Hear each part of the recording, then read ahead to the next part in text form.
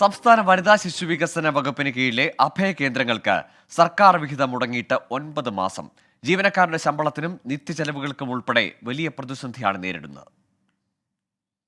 ഗാർഹിക പീഡനത്തിനിരയായ സ്ത്രീകളെയും കുട്ടികളെയും പാർപ്പിക്കുക എന്ന ലക്ഷ്യത്തോടെയാണ് സർക്കാർ അഭയകേന്ദ്രങ്ങൾ ആരംഭിക്കുന്നത്.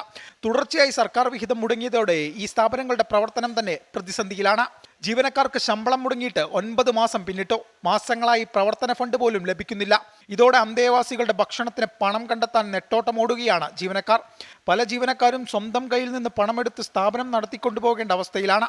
11 അഭയകേന്ദ്രങ്ങളാണ് സംസ്ഥാനത്തുള്ളത്. ഇവയുടെ നടത്തിപ്പ് സർക്കാർ ഇതര സംഘടനകൾ വഴിയാണെങ്കിലും മുഴുവൻ ഫണ്ടും നൽകുന്നത് സംസ്ഥാന സർക്കാരാണ്. ഈ ഫണ്ടാണ് മാസങ്ങളായി മുടങ്ങിയത്. അതേസമയം സർട്ടിഫിക്കറ്റ് നൽകിയ എല്ലാ കേന്ദ്രങ്ങൾക്കും ഫണ്ട് അനുവദിച്ചിട്ടുണ്ടെന്നാണ് വനിതാ ശിശുക്ഷേമ വകുപ്പിന്റെ വിശദീകരണം.